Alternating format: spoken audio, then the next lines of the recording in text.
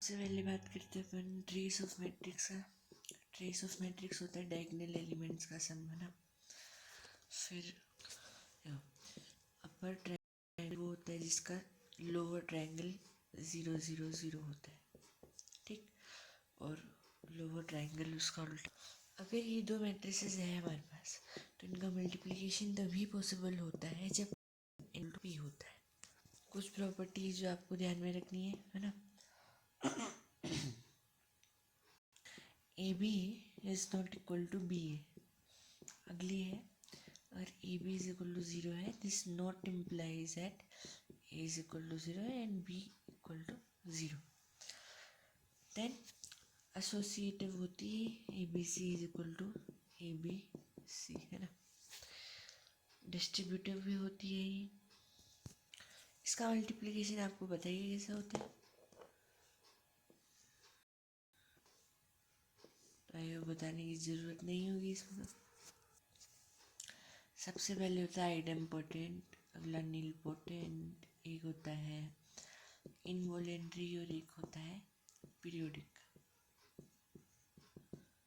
क्या होते हैं ये?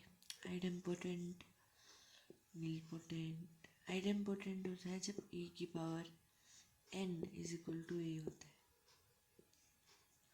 नीलपोटेंट होता है जब ए की power m is equal to zero होता है। ए की power m minus one zero नहीं होता। मैट्रिक्स वो होता है जहाँ पे A square is equal to I के बराबर होता है। पीरियड वो होता है कि ए की power K plus one is equal to ए।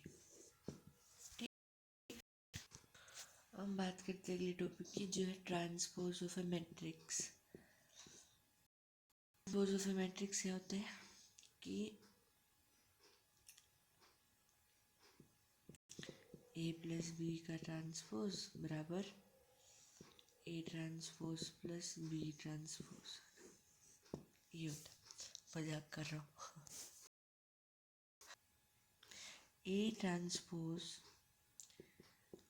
ए जी, मतलब अगर एक दो तीन चार पाँच छः सात आठ नौ है तो ये one one one two one three, तो ये वन टू की प्लेस पे टू वन आ जाएगा। तो ए आई जी नहीं होके ए जी आई होता है। ये इसका ट्रांसपोज। एक स्क्वायर मैट्रिक्स को हम इन जनरल ऑर्थोगोनल कहते हैं कब? जब ए की power A transpose is equal to I हो जाए। मैं डिटर्मिनेंट वैल्यू ऑर्थोगोनल में या तो वन होती है माइनस वन होती है ऑलवेज। अगला इम्पोर्टेंट टॉपिक आता है सिमेट्रिक और स्क्यू सिमेट्रिक, है ना। तो सिमेट्रिक कोई भी मैट्रिक्स कब होता है? जब ए आई जे इज इक्वल टू ए जी आई होता है। ए इज इक्वल टू ए का ट्रांसपोज। स्क्यू सिमेट्रिक कब होता है? जब ए इज इक्वल टू माइनस ए का ट्रांसपोज होता है। कोई भी सिमेट्रिक मैट्रिक्स में मैक्सिमम नंबर ऑफ एंट्रीज कितनी हो सकती है? इतनी plus N by two.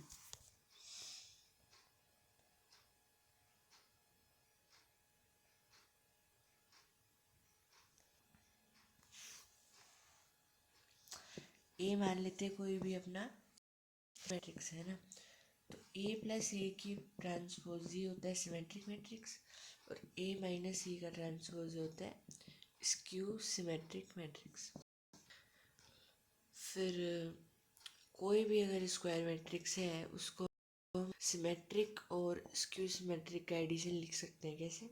A is equal to half into A plus A transpose, जहाँ पे ये होता है symmetric plus half times A transpose, ये होता है स्क्यू सिमेट्रिक। और अगली चीज़ क्या है कि sum of two symmetric matrix is symmetric and sum of two skew symmetric matrix is skew symmetric. जो इम्पोर्टेंट पी वाई की होगी ना उनकी मैं बनाऊंगा वीडियो, डरो मत तुम, डाटा तो नहीं है। मजाक कर।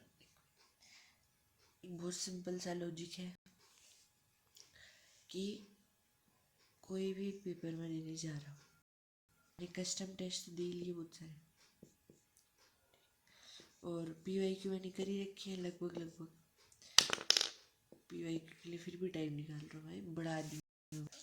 और अभी मैं चाहता हूँ कि मैं वीडियो बना लूँ 14 दिनों में, फिर लास्ट के जो 21 दिन है, लास्ट के 3 हफ्ते, उसमें बस उन वीडियो को देखने का काम करूँ और मूक देता हूँ। फिर मेरे को कोई चिंता नहीं हो कि और कुछ भी करना है, बात ये है।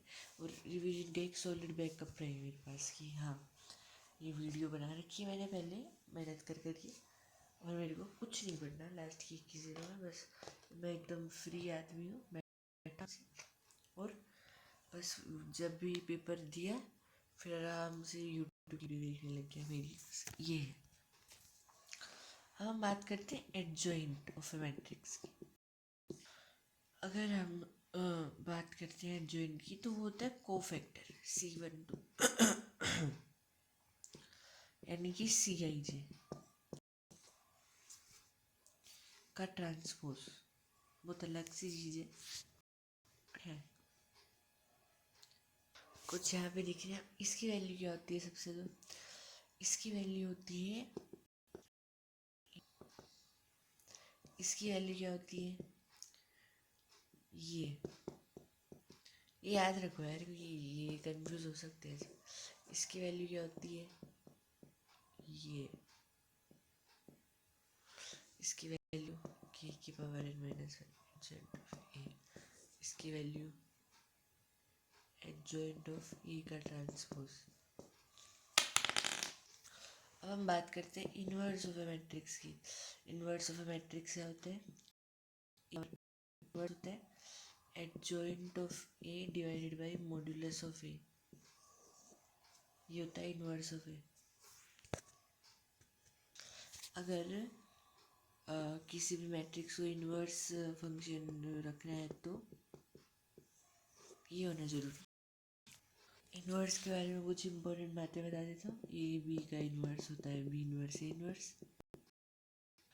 अगर ए इन्वर्टिबल मैट्रिक्स है तो ए ट्रांसपोज भी इन्वर्टिबल होगा। फिर ए इनवर्स का इनवर्स ए की पावर के का इनवर्स इस ए का इनवर्स का के, ये बहुत इंपॉर्टेंट बात, ये एक्चुअली आ सकता है बहुत जगह। फिर ऑर्थोगोनल मैट्रिक्स जो होते हैं जहाँ पे A transpose is equal to and modulus of A is either 1 और -1, these are always invertible always।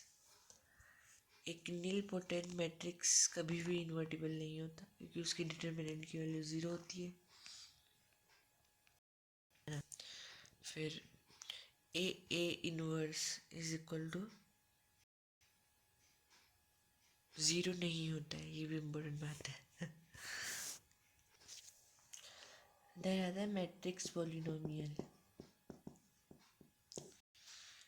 अगर F X is equal to A naught X की पावर एन प्लस एक्स की पावर एन माइनस वन करते करते ये है, तो एक मैट्रिक्स पॉलिनोमियल क्या होता है? F is equal to A not A की power N plus A not A की पावर एन माइनस वन करते।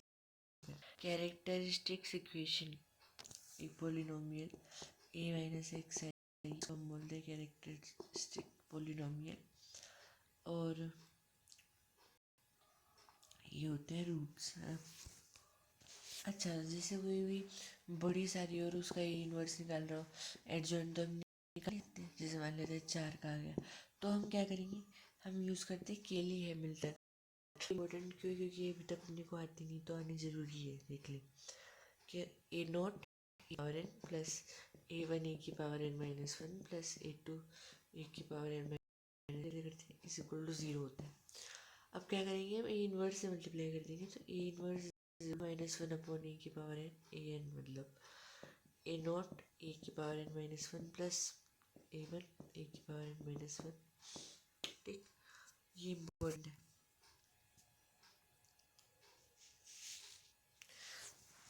ये सवाल कर ही लेते लग गया था। देखो ए की दे रखी है हमें, A is equal to 1 2 0 2 -1 0 0 one.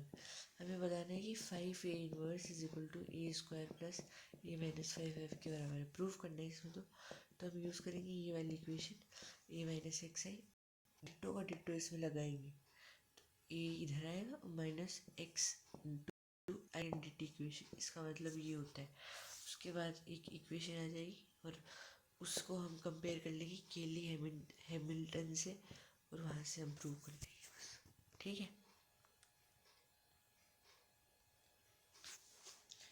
एक मेथड है मैट्रिसेस के लिए, है ना। मेरे को भी समझ में आ रहा नहीं है तो सिर्फ ये एक चीज़ तेरे लिए छोड़ रहा हूँ कि तेरे को ये जब भी 50 बार करे कम से कम 5 बार तो ये इसकी यूट्यूब वीडियो सेपरेटली देख लेना, उससे बहुत ही ज़्यादा फ़ायदा होगा। ठीक है, एक चीज़ हमारा ख़त्म होता है। एक ऐसे थोड़ी है, आज भाई साहब मैं भी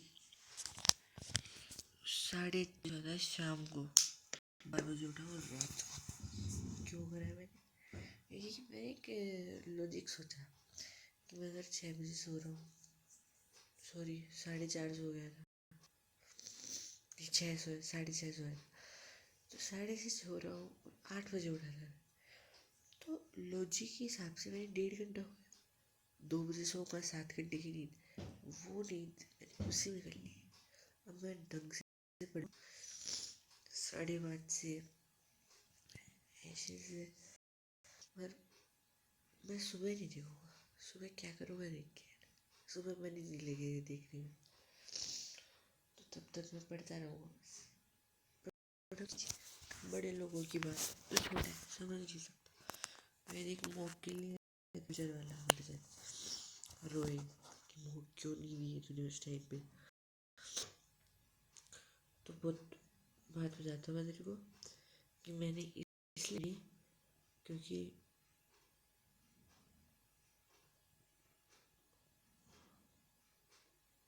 मैंने दी हुई है, मजाक नहीं कर रहा। छोटे छोटे छोटे 10 सालों में अगर मैंने 15 दिए मतलब 2 मॉक तो सही हो गए, नहीं क्या। और यार सवाल कर सारे सब्जेक्ट वाइज। तीसरी बात ये कि मैट्रिक्स में भी 3-3 दिनों में हो रहे टेस्ट, 5 दिन तो हुए ही नहीं थे। इन सभी कारणों के चलते मॉक में नहीं देखी अगले 14 दिनों में।